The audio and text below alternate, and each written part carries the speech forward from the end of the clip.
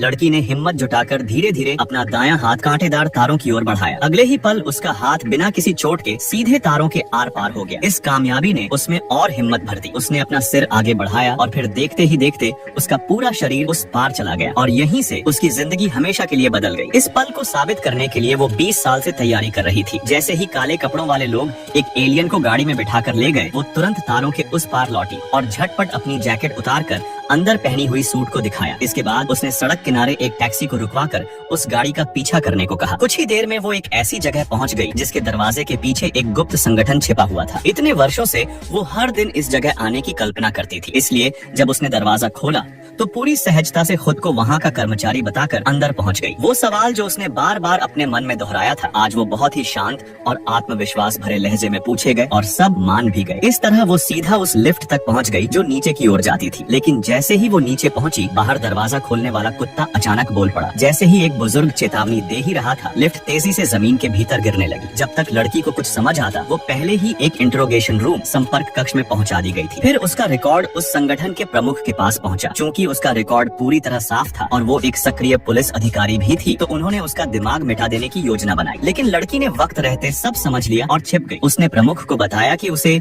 इस संगठन के बारे में पहले से पता था। असल में जब वो 5 साल की थी, उसने खुद देखा था कि कैसे उसके माता पिता की यादें मिटा दी गई थी। उस दिन उनके घर में एक एलियन आ घुसा था जो कि बहुत प्यारा और मासूम था। छोटी लड़की को उस पर दया आ गई और उसने उसे खिड़की से बाहर निकाल दिया। उसी दिन से उसने तय कर लिया कि वो बड़ी होकर इस संगठन का हिस्सा बनेगी। उसके इस जुनून को देखते हुए प्रमुख ने उसे एक परीक्षण का मौका देने का फैसला किया। हर परीक्षा में वो पास हो गई और इस तरह वो एक आधिकारिक मैन इन ब्लैक बन गई। उसे एक कोड नेम भी मिला और पूरी तरह से तैयार किए जाने के बाद प्रमुख ने उसे उसका पहला मिशन सौंपा। नए पहचान के साथ उसने एक नई जिंदगी की शुरुआत की। यह अनुभव जितना रोमांचक था, उतना ही अजीब भी। ट्रेन के बंद होने से ठीक पहले उसने एक बोलती हुई जूती देखी। जैसे ही वो अपनी सीट पर बैठी, ट्रेन अचानक से एक सुपर फ्यूचरिस्टिक वाहन में बदल गई। सुरक्षा बेल्ट अपने आप उसे जकड़ लेती है और ट्रेन की बाहरी बनावट भी बदल जाती है। तेज रफ्तार में वो ट्रेन सुरंगों में दौड़ने लगी और देखते ही देखते वो आधी दुनिया पार कर चुकी थी। ये अनुभव उसे रोमांच से भर देता है। लेकिन जैसे ही वो अपने गंतव्य पर पहुंची, उसका ध्यान उसके मिशन की याद दिलाने वाले नोटिफिकेशन पर गया। उसे याद आया कि वो यहाँ किस लिए आई है। फिर उसने चारों ओर देखा और एक दृश्य देखकर चौंक गई। इंसान और एलियंस एक साथ मिलजुल कर रह रहे थे। फिर उसकी नजर एक बड़ी स्क्रीन पर गई। वो वहाँ मौजूद एक अधिकारी से मिली जिसने बताया कि स्क्रीन पर जो लोग दिख रहे हैं, असल में वे सभी एलियन हैं। एक छोटी सी इंट्रोडक्शन सेरेमनी के बाद उसे उसका ऑफिशियल ID कार्ड मिल गया। उसे जगह से परिचित कराने के लिए एक सहयोगी ने उसे संगठन के इतिहास के बारे में बताया। उसी वक्त अचानक एक नया मोड़ आया। थॉर जैसा दिखने वाला एक हैंडसम आदमी वहाँ आया। इस दृश्य ने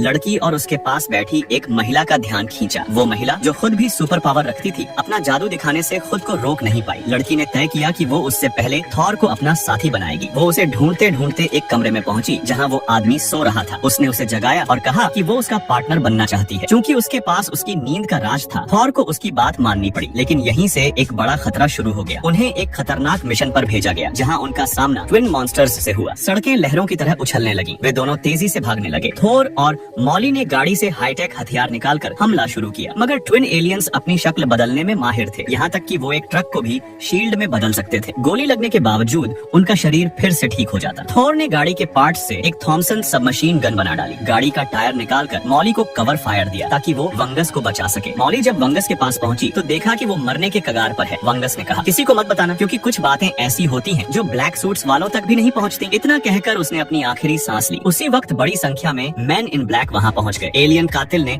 खुद को लाल धुएं में बदल लिया और गायब हो गया। लड़की ने हिम्मत जुट, मिशन फेल हो गया। दोनों वापस मुख्यालय लौटे तो उन्हें बॉस ने जमकर डांटा। मॉली सोच रही थी कि स्थिति को स्पष्ट करने के लिए दस्तावेज निकाल ले, लेकिन वंगस की अंतिम चेतावनी याद आई, इसलिए उसने नहीं खोला। उसने एक फाइल तैयार की जिसमें 2 एलियन किलर्स की जानकारी थी। जानकारी बताती है कि ये दोनों किलर्स ड्रेको कॉन्स्टलेशन तियन लॉन्ग जुओ की ट्विन स्टार सिस्टम से हैं। कुछ साल पहले ड्रेको पर फेंगशो ने अटैक किया और उसे नियंत्रित कर लिया था। इन किलर का शरीर भी फेंगशो की म्यूटेटेड सेल से भरा हुआ है, लेकिन यह साफ नहीं है कि उन्होंने वंगस को क्यों मारना चाहा। सच जानने के लिए थॉर हैमर ब्रदर ने वंगस के शरीर से सेल्स एक्सट्रैक्ट की। मॉली को फिर से क्वीन कहकर स्वीकार लिया गया, लेकिन जैसे ही दोनों एंटीक शॉप से बाहर निकले, उन्हें अपनी टीम ने वही घेराव कर लिया। तो पता चला ऊपर वालों ने देखा था कि मॉली ने वंगस से क्रिस्टल चोरी की, जो कि सच्चे बैकबिया स्टार का सबसे पावरफुल वेपन था। मॉली के पास क्रिस्टल की कोई क्लियरेंस नहीं थी, तो ऊपर वाले को शक हुआ कि वंगस और पूरी घटना का संबंध है। वे तुरंत दोनों की जोईबू शुरू कर देते हैं। थॉर पूरी तरह कंफ्यूज्ड था। मॉली ने सारी बात समझाई, सोचा मॉली भागे, थॉर खुद डिलिबरेटली पकड़वाए, तो मॉली भागी, थॉर सामने आ गए। उन्होंने मो 206 मोटर बाइक सी स्केप किया और कॉन्ग जोंग जंप इंजन दबाकर आसमान की ओर उड़ गए, लेकिन कुछ ही देर बाद फिर काबू हो गए। थॉर फिर कॉन्ग जियानपू करके सहारा डेजर्ट पहुंचे, लेकिन बाइक डैमेज हो गई। उस समय क्रिस्टल अचानक वाइब्रेट करने लगी। थॉर ने क्रिस्टल उठाया और इसे ऑब्जर्व किया। अगले ही पल क्रिस्टल बदलकर एक वेपन बन गया, जिसकी ताकत कम से कम 0.01% में भी इनॉर्मस थी। इस शक्तिशाली वेपन को देखकर थॉर को समझ आ गया कि उनकी टीम उन्हें क्यों हंट कर रही थी। उनका इमीडिएट ध्यान बाइक रिपेयर करना था ताकि डिपार्चर हो सके, लेकिन जैसे ही वे रिपेयर कर रहे थे, मोटर बाइक के कप होल्डर से एक लिटिल माउस क्रीचर निकलकर भाग गया। दरअसल यह मोटर बाइक किसी आर्म्स डीलर की थी और उसने पहले से जान लिया था कि दोनों स्टेलर वेपन लेकर है, इसलिए वह माउस क्रीचर से वेपन छीनवाने की योजना कर रहा था। माउस बोला कि रेसा बड़ी कीमत देगी। रेसा धरती की सबसे बड़ी आर्म्स डीलर है और मजे की बात ये कि वह थॉर की एक्स गर्लफ्रेंड भी है। बाइक ठीक होते ही थॉर रेसा के कास्टल पहुंचे। रेसा पावरफुल एलियन गार्ड रखते हैं। थॉर ने स्मॉल माउस क्रीचर को गिफ्ट में दिया ताकि वो सस्पेक्ट न करे, लेकिन जैसे ही रेसा क्रिस्टल पाई, उसने थॉर को हटवा दिया। थॉर चुप नहीं बैठा, 2 गार्ड्स को धकेलकर कंट्रोल रूम में घुस गया और सारे वेपन सिस्टम्स बंद कर दिए। उस बीच माउस सोल्जर ने लेजर गन से ग्लास वायल काटा और एस्केप करने लगा। ग्लास अचानक तोड़ गया और राइसा का ध्यान खींच लिया। मॉली ने मौका पाकर क्रिस्टल चुरा ली, लेकिन जैसे ही वह पलटने ही वाली थी, राइसा ने पकड़ लिया। अब जंग तय थी, मॉली विरुद्ध रीसा, जो 3 हाथों वाली पावरफुल एलियन है। थॉर वर्सेस टॉल ब्लू फर मॉन्स्टर। थॉर को थॉर हैमर मिला, लेकिन उसे मॉन्स्टरस क्रीचर ने पकड़ लिया और थॉर बेदम हो गया। इसी बीच मॉली ने रेसा की तीसरी हाथ को फंसाया और एक पावरफुल पंच से उसे गिरा दिया। थॉर को ब्लू मॉन्स्टर ने हॉल में घसीटकर लाकर पिस्तौल नोक पर लगा दी। थॉर की जान के खातिर मॉली को क्रिस्टल रेसा को देनी पड़ी। ब्लू मॉन्स्टर थॉर को मारने ही वाला था कि मॉली ने एक शब्द कहा और थॉर की यादों की गहराई में वो बात पहुंची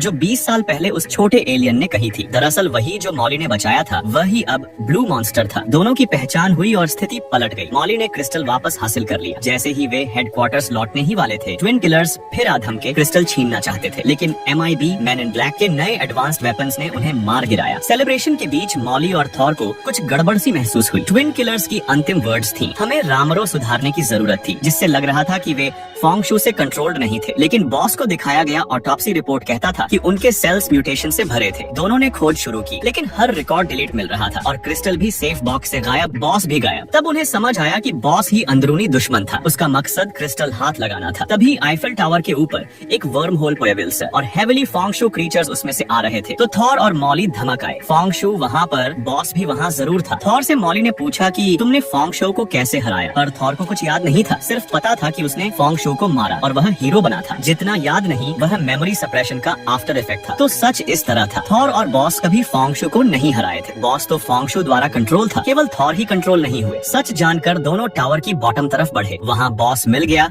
जो अब काउंटलेस टेंटिकल्स फैलाए एक मॉन्स्टरस टेंटिकल क्रीचर बन चुका था। उसने वर्म होल खोला और फोंगशू को आने दिया। फोंगशू नियरली वर्म होल क्रॉस करने वाले थे, तभी दोनों इंटरवीन्ड। थॉर ने बॉस को रीजनिंग दी, लेकिन बॉस ने थॉर को ग्रैब किया। मॉली आई मदद को, लेकिन अनजाने में वह वॉर्टेक्स में गिर गई, पर लकी उस माउस सोल्जर ने उसे बचा लिया। थॉर ने बार बार कॉल किया। थॉर ही सेंसिटिविटी बॉस में लौटी। थॉर ने गोल्ड स्टोन नीडल तुरंत मॉली को सौंपी और मॉली ने वेपन ऊंचा ताक पर रखा। नीली लेजर बीम निकली और फोंगशू वापस वर्म होल। दोनों जल्दी हुई फे यन मी हो गए। Mission success. Man in black ने फिर से धरती को बचाया। थॉर ऑफिशियली लंदन ब्रांच का नया बॉस बना और मॉली को भी हायर अप्स द्वारा प्रमोशन मिली। थॉर